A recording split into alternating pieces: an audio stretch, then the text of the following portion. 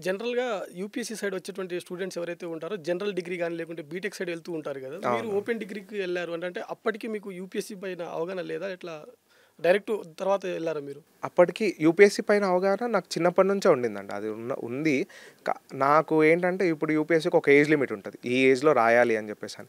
So, నాకేమైపోయిందంటే కొన్ని family problems వల్ల నేను బీడీఎస్ సైడ్ ఎళ్ళలేకపోయినా. దాని తర్వాత నేను డీఎడ్ స్పెషల్ ఎడ్యుకేషన్‌లో జాయిన్ అయిపోయినా. సో, డీఎడ్ స్పెషల్ ఎడ్యుకేషన్‌లో జాయిన్ అయ్యి అది 2 ఇయర్స్ డిప్లొమా తర్వాత ఇప్పుడు డిగ్రీ ఉండాలి. యూపీఎస్సీ ఎగ్జామ్ రాయాలంటే డిగ్రీ ఉండాలి. సో, నాకేంటంటే డిగ్రీ కావాలి నాకు. సో, నేను నా ఫ్యామిలీ ఉన్న సిట్యుయేషన్‌లో జనరల్ డిగ్రీలో ఎన్‌రోల్ అయ్యి నేను చదివే ఇది గూడా లేకుండే అండి మాకు ఆ పర్టిక్యులర్ టైంలో. సో, అప్పటికి మీకు తెలుసా? ఇట్లా ఓపెన్ డిగ్రీ చేస్తే కూడా మనం రాయొచ్చు తెలుసు. యూపీఎస్సీ అని. తెలుసు. ఓకే. తెలుసండి. ఓకే. సో, అది కనుక్కున్నాననమాట నేను.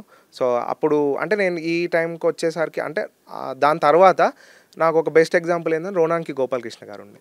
సో, అట్లా నాకది ఆ సారు క్రాక్ జేసినప్పుడు నాకు ఆ కాన్ఫిడెన్స్ గూడా వచ్చింది. ఓకే. ఓపెన్ డిగ్రీ అయినా గూడా నేను క్రాక్ జేయొచ్చు అనే కాన్ఫిడెన్స్ వచ్చిందనమాట. సో, అదొకటి.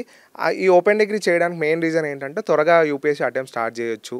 మళ్ళీ ఈ 2 ఇయర్స్ తర్వాత మళ్ళీ ఇంకో 3 ఇయర్స్ ఆ టైం ఎందుకు నేను ఇది జేసుకోవాలి అనేది త్వరగా స్టార్ట్ జేస్తే అది అచీవ్ జేయొచ్చు తొందరలోనే అన్నట్టు